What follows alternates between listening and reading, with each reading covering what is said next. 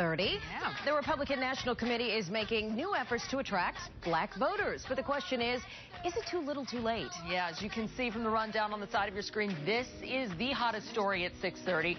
Also, before we go any further, we want to make sure you tweet us what you think at our brand new hashtag 5@630. It can be about anything. It has to do with politics, any of the big stories going on right now. So let us know. Well, the party added 4 brand new members to lead the African American Engagement Initiative. The RNC says the goal of this initiative, it's to grow the party and communicate their message to every American. Now, the move also comes after a recent poll found presidential nominee Donald Trump has only 6% of black voters who support his bid for the White House. 6%. Paris Dennard, a former George W. Bush White House staffer, joins us now to help us break this down. Paris, thanks so much for joining us. Always a pleasure to be here. Why now? Here we are about 82 days before the election. The RNC did an autopsy after the last presidential election on what it needed to do better, and this was one of those things. So why now try to do this at this point? Well, I think it's inaccurate to say why now, as if to the audience know that this is something that was new. You had Telly Lovelace and Leah Lavelle that were in this position well before the 4 new people were added on. So what you see now what the RNC is doing is adding in reinforcements, added in and expanding the outreach efforts, the engagement efforts into the black community. Not something that is new, it's something that was ongoing and existing. And what you see is a smart move to expand the number of people inside the building making smart decisions on behalf of the black community to have a more targeted and strategic engagement strategy. So, Paris, are you saying what they've been doing has been working all along and they just need to beef up their staff for this? Or do they need to do something a little bit different? Yeah, what I'm saying is the increased staff is what you see happens in campaigns all the time.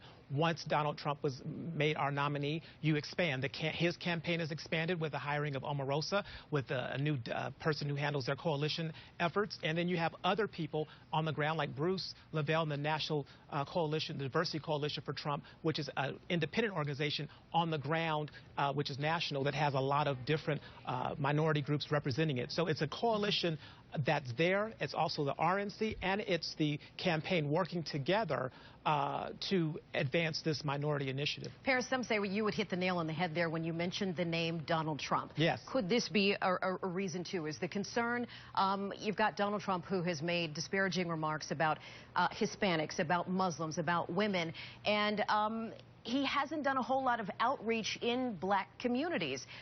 Could this be why now we're seeing this step up, even though you say it's just reinforcements because this is the way it works? But, I mean, how much of this is because Donald Trump is your nominee? You know what, I personally believe and know that no matter who our nominee would have been, we would have seen an increased effort to do more targeted engagement in the black community. I disagree with your premise that Donald Trump has said disparaging remarks towards these minority communities. Are you serious? Do you really think disparaging remarks? Do you think it's not disparaging when he called out Mexicans and called them rapists? Are those not disparaging remarks? I watched that interview live with his press conference, and what he said was his belief was the Mexican government was sending over some people that were rapists. But he also has said repeatedly that he believes Mexican Americans, especially the government, the leaders are a lot smarter than ours, and he has praised Mexican Americans repeatedly. And he has been the type of person who has repeatedly gone on record talking about the black community in a positive manner and talking about what he wants to do specifically to the black community, for the black community, as it relates to job creations, improving our economic state, and being for school choice. Let me jump in here for a second and play devil's advocate. You say he's spoken repeatedly about what he wants to do to help the black community. He had a talk in Milwaukee the other day. He was outside in the suburbs. He's been invited to speak in front of the NABJ, the National Association of Hispanic Journalists, the NAACP. He has not gone to any of those events or accepted those invitations. He also hasn't had any events where he is in the black community, talking to the black community, speaking with the black community. So do you understand why maybe people in the black community or minority community might disagree with you?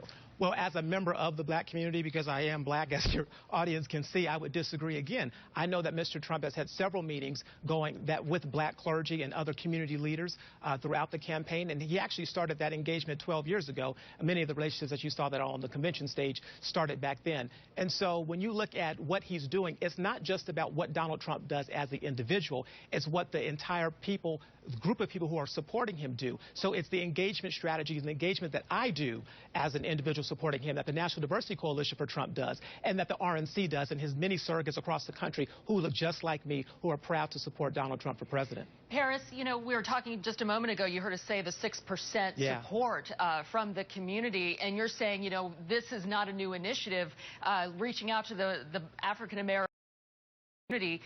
When you look at the numbers, though, what's the problem here? Well, one of the problems that you have is that the liberals and Hillary Clinton are creating a narrative about who they think Donald Trump is and who he's not, saying he's a racist, saying he's a bigot, and all of these other things, when he's not. And so when the media comes on and reinforces that effort, that causes people to think differently about the candidate. So I think what you're going to find is at 6%, all I see is improvement. You know, when you look at the past performances with the black community with John McCain and with Mitt Romney, the last time we had double digits and significant impact was with George W. Bush, a person who I work for in the White House. And so I see improvement. The flip side to that is Hillary Clinton's high unfavorables amongst people and the lack of support that she has as related to the support that she received from the black community and millennials as compared to Bernie Sanders when he was running. So she's been out there for many years, and yet her unfavorables are very, very high, which is a problem for her. I think, is a problem for both sides. Paris Dennard, thanks so much for coming in. Anytime. We appreciate the narrative. Thank you.